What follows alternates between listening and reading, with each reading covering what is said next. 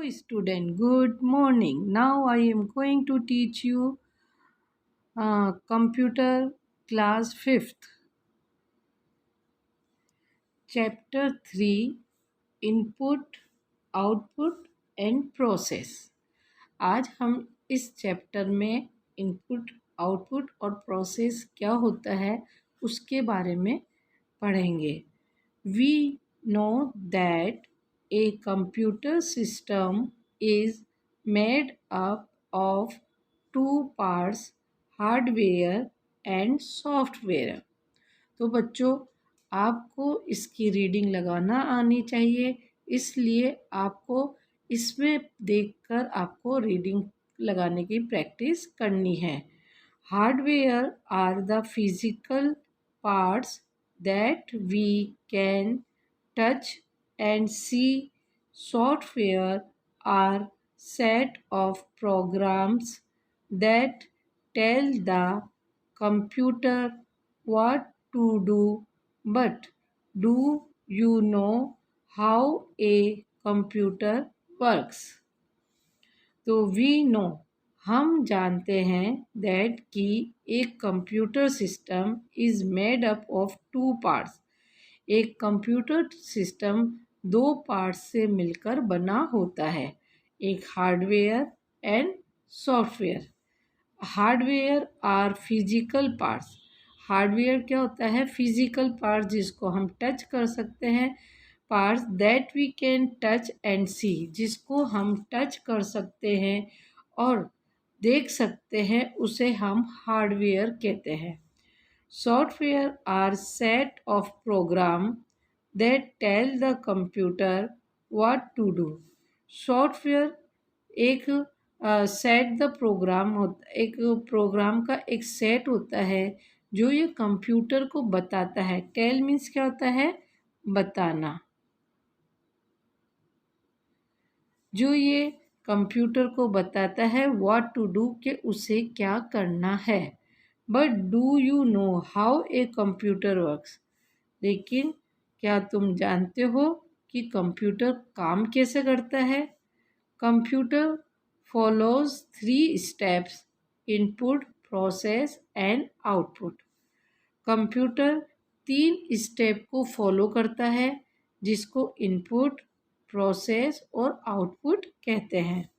Let us understand this through an example. आओ हम इस चीज़ को समझे एक एग्जाम्पल के द्वारा. Can you tell the steps to wash a clothes. क्या तुम कपड़े जो धोते हो उसके स्टेप्स को बारे में बता सकते हो? Step 1, we put dirty cloth, washing powder and water in the washing machine. We put dirty cloth. हम गंदे कपड़े डालते हैं, वॉशिंग पाउडर डालते हैं, and water in the washing machine. हम वॉशिंग मशीन में डालते हैं. ये हमारा पहला स्टेप होता है.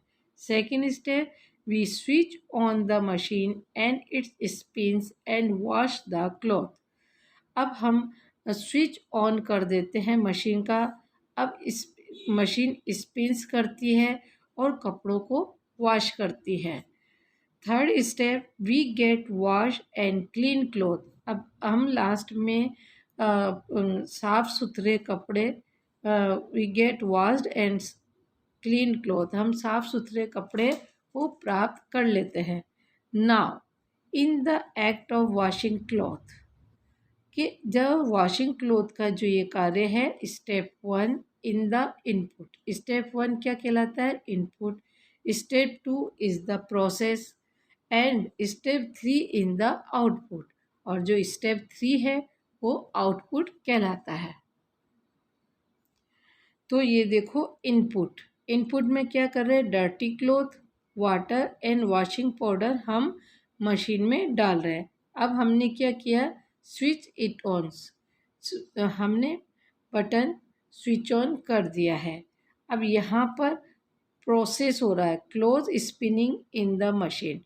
अब क्लॉथ इसके अंदर स्पिन हो रहा है, यानी कि इसकी धुलाई हो रही है. Output washed and clean cloth.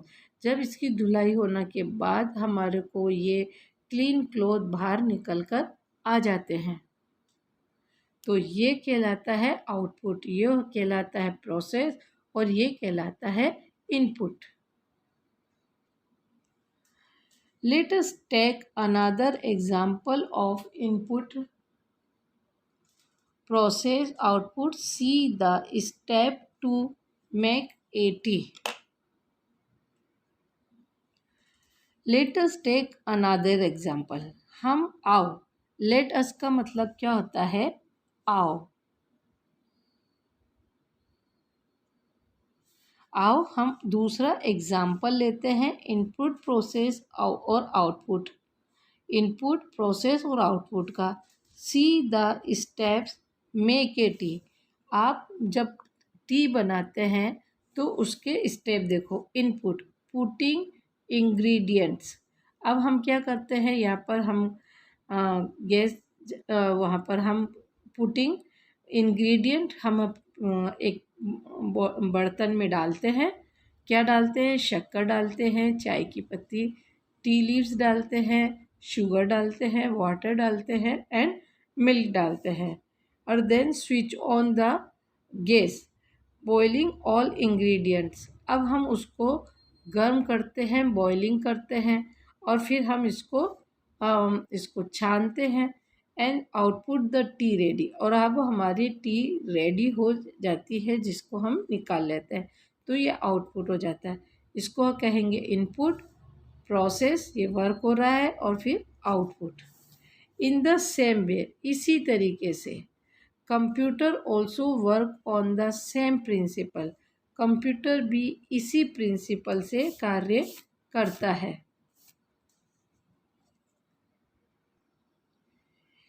ये क्वेश्चन नंबर ई का भी आंसर है, इसलिए आप इसको ध्यान से समझने की कोशिश कीजिएगा। Input, input means any instruction and data given to the computer to work on it. For example, add 5 6 2 is an input. देखो, इनपुट मीन्स क्या होता है? Any instruction and data given to the computer. जब हम कोई भी instruction या कोई डाटा हम कंप्यूटर को देते हैं टू वर्क ऑन इट, वो उस पर वर्क होता है। फॉर एग्जांपल, जैसे मैंने ऐड किया 5 6 2 इज़ एन इनपुट, ये इनपुट कहलाता है। अब process, process means the work done according to the input given from example 5 + 6 + 2 is the processing. अब हमने ये चीज़ तो इनपुट में डाली है, अब इसमें प्रोसेस होता है। Processing means work done according input given. जो हमने यहाँ पर हमने ऐड लिखा है, तो यहाँ पे ये 5 + 6 + 2 ये प्रोसेस हो गया है ना। अब हमारे पास आउटपुट निकल कर आएगा। Output means the result shown the processing the idea. अब ये प्रोसेसिंग हुआ है, अब हमारे को एक रिजल्ट शो होता है जो हमें किस पे दिखाई देता है? मॉनिटर पे दिखाई देता है। अब for example 13 is the output. अब 13 क्या होगा? ये तीनों को ऐड हो गया, उसका 13 आया। 13 क्या कहलाएगा? वो आउटपुट कहलाएगा। अब ये इनपुट, प्रोसेस एंड आउटपुट, तो ये आपको लिखना है। Let us take another example. अब हम एक एग्जांपल और लेते हैं। Check 12 is greater than 90। Check 12 is greater, क्या हम चेक करते हैं 12 इज ग्रेटर देन 90 से बड़ा है? तो हमने यहाँ पर हमने एक प्रोसेस किया है कि 12 हमने 90 से बड़ा किया है, तो फॉल्स। तो हमारे पास आंसर आ जाएगा फॉल्स। आउटपुट, क्योंकि 90 is the greater than the 12, तो ये इसका प्रोसेस हुआ। A computer uses different hardware device for each of these steps. A computer uses different hardware. A computer uses different hardware. दूसरे computer device for each of this steps. एक computer विभिन्न प्रकार के hardware device का use करता है of this step, इस step के लिए। जैसे the hardware parts of the computer are categories into the following types. अब इस प्रोसेस को कंप्लीट करने के लिए कंप्यूटर विभिन्न प्रकार के हार्डवेयर का यूज़ करता है। जैसे input device, this device are use to give input to the computer. ये डिवाइस कंप्यूटर को इनपुट देने में काम में आती है। जैसे keyboard, mouse, scanner, microphone and light pen. तो ये सारे क्या है, इनपुट डिवाइस है जो हमारे को कंप्यूटर में यूज़ करने में काम आती है। अब आता है प्रोसेसिंग डिवाइस। अब ये प्रोसेसिंग डिवाइस में क्या क्या होता है, सीपीयू, सेंटर प्रोसेस यूनिट। सबसे पहले यूज़ आता है centre process unit is the processing device. ये एक प्रोसेसिंग डिवाइस है। It is present inside the CPU box. ये सीपीयू बॉक्स के अंदर रहता है। It play a very important role. ये एक बहुत इम्पोर्टेंट रोल प्ले करता है। It process the input with the help of instruction and find the result. ये प्रोसेस करता है उसकी मदद से जो इसको इंस्ट्रक्शन दिए गए हैं, इनपुट के द्वारा उसे दिए गए। The CPU was 3 parts. CPU के 3 पार्ट्स होते हैं, ALU, MU and CU। ALU यानी arithmetic and logic unit does all the mathematical and logical calculation. यहाँ पर ALU में सारे अर्थमेटिक का लॉजिकल कैलकुलेशन होते हैं।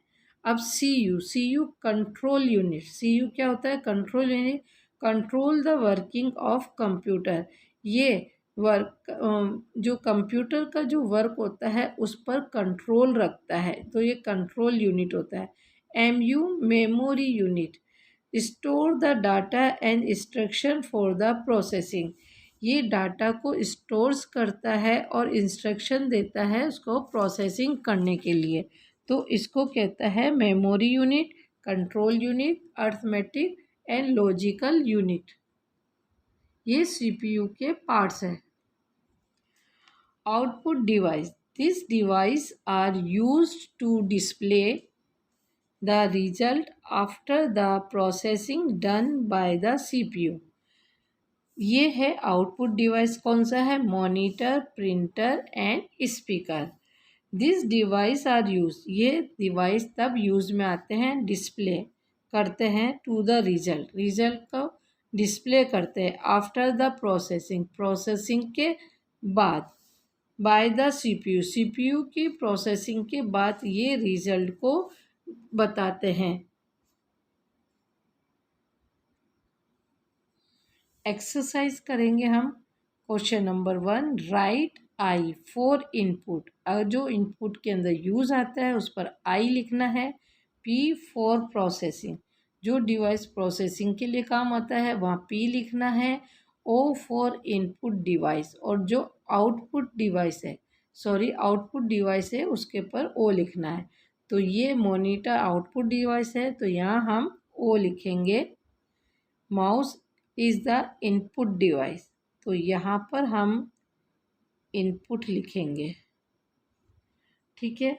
स्कैनर भी इनपुट डिवाइस है तो हम स्कैनर लिखेंगे। यहाँ ये स्पीक आउटपुट डिवाइस है तो हम O लिखेंगे। और ये है, ये माइक्रो प्रोसेसर है तो ये प्रोसेस करता है जो इनको डाटा मिलता है ना, तो यहाँ पर हम P लिखेंगे। Complete the values in the boxes. यहाँ 20 और 40 और ऐड इसका इंस्ट्रक्शन मिला है तो यहाँ प्रोसेस होता है 20 + 40। तो यहाँ आउटपुट आता है 60। अब ये 5 और 5 मल्टीप्लाई ये इनपुट को मिलता है। अब यहाँ पर 5 इंटू 5 प्रोसेस होता है। 5 5 जा 25। तो ये आउटपुट निकल कर आता है। अच्छा, find out the name of some more input and output device, collect their picture and paste the picture here। आप ये पिक्चर आप प्रिंटर से निकाल सकते हैं और या फिर मार्केट से लाके आपको इन पर पिक्चर चिपकानी है। ठीक है, tick the correct options. Is the processing device, तो CPU is the processing device। Output means the work done according to the input given।